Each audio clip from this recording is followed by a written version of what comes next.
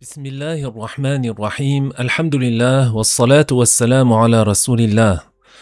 La louange est à Allah, le Seigneur des mondes, et que l'honneur et l'élévation en degrés soient accordés au prophète Muhammad sallallahu alayhi wa sallam. Inch'Allah, nous allons poursuivre aujourd'hui avec l'explication des noms parfaits d'Allah.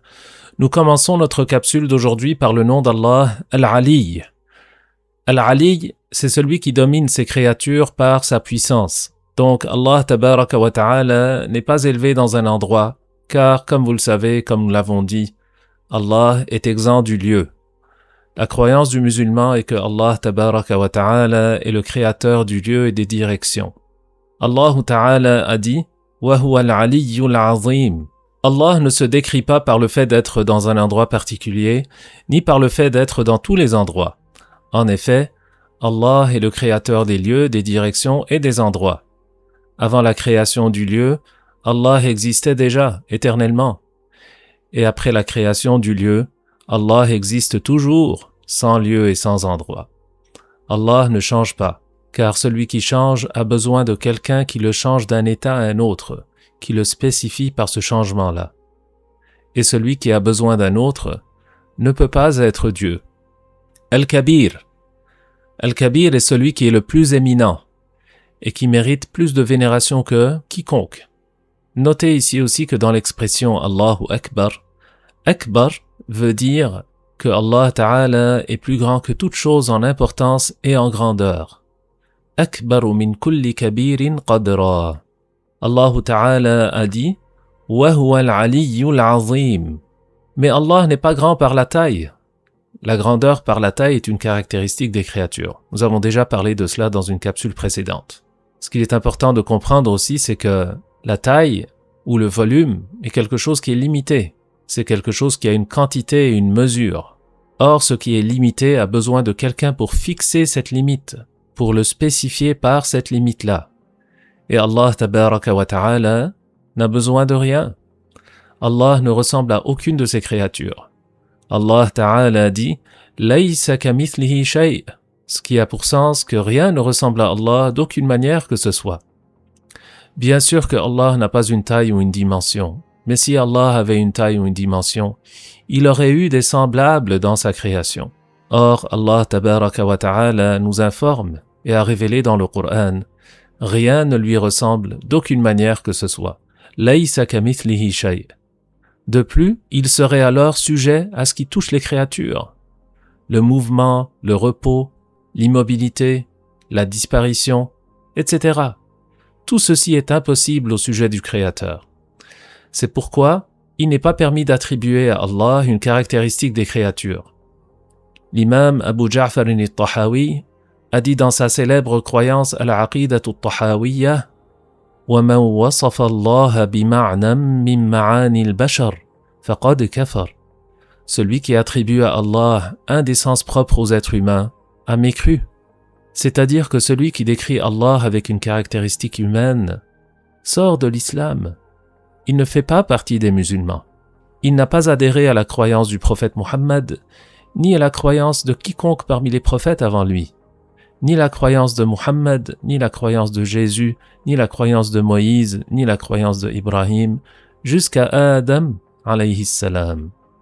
La croyance de tous les prophètes et que celui qui attribue à Allah un des sens propres aux humains n'est pas un musulman. Et tous les prophètes sont musulmans. Et il ne revient en islam qu'en prononçant les deux témoignages de foi qui sont « Ashhadu an la ilaha illallah wa ashhadu anna Muhammadar Rasulullah » Je témoigne qu'il n'est de Dieu que Allah et je témoigne que Muhammad est le messager de Allah. Al-Hafiz, celui qui préserve qui il veut de la nuisance et de la perdition, celui qui protège qui il veut contre le mal, contre les dangers et la destruction, contre sa perte.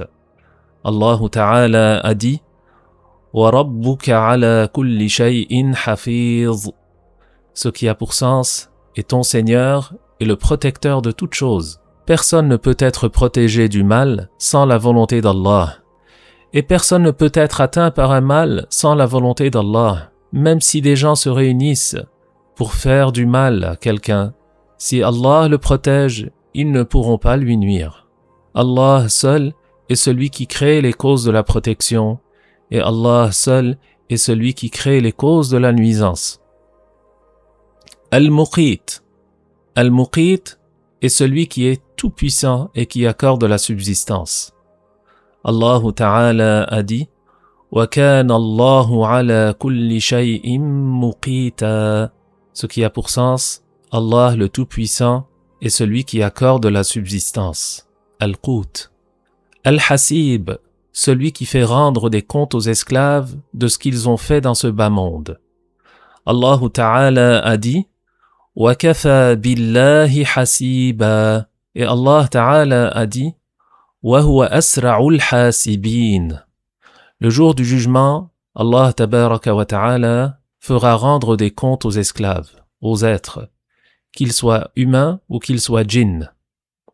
Allah Tabaraka wa Ta'ala yukallimuhum. Les esclaves vont entendre la parole éternelle de Allah. En ce jour, Allah enlèvera l'obstacle, cet obstacle qui empêche les esclaves d'entendre son kalam, d'entendre sa parole éternelle. Tous les humains et tous les djinns entendront la parole éternelle d'Allah. Ils comprendront de cette parole éternelle un rendement de compte. Pourquoi as-tu fait cela? Pourquoi as-tu délaissé cela? Pourquoi avais-tu telle intention? Pourquoi avais-tu telle croyance? Ils seront interrogés sur leurs paroles, sur leurs actions, sur leurs intentions. Bien sûr, cet interrogatoire n'est pas une recherche de la part d'Allah, n'est pas une recherche d'information, n'est pas une recherche de réponse. C'est un rendement de compte. C'est une manifestation de la justice divine d'Allah Tabaraka wa Ta'ala. La parole de Allah, comme nous l'avons dit, elle est éternelle. Elle n'est ni lettre, ni son, ni langue. La parole de Allah est unique. Ce n'est pas une parole qui a un début, qui a une fin, qui a un commencement dans le temps et qui a une fin dans le temps. Elle ne ressemble pas à la parole des créatures. La parole des créatures, elle est créée. Elle est faite de lettres, de sons. Aussi, la parole humaine, elle s'appuie et elle dépend de la langue, des cordes vocales, de la bouche, des dents, des organes, etc. Elle commence et elle finit. Mais Allah est exempt de tout cela. Au jour du jugement dernier, chaque personne entendra la parole éternelle d'Allah Tabaraka wa Ta'ala et comprendra cette parole éternelle d'Allah Tabaraka wa Ta'ala. Elle comprendra qu'elle est interrogée sur ses actions, sur ses paroles et sur ses croyances. Le jour du jugement dernier dure 50 000 ans de ce que nous comptons. Si le jugement d'Allah se faisait avec des lettres et des sons comme la parole humaine, cela prendrait un temps extrêmement long, car les créatures sont très nombreuses. Certains djinns vivent des milliers d'années. Iblis lui-même vit depuis très très longtemps et ne mourra qu'au jour du jugement dernier. Donc si les comptes se faisaient avec des lettres et des sons, cela prendrait un temps énorme, un temps immense.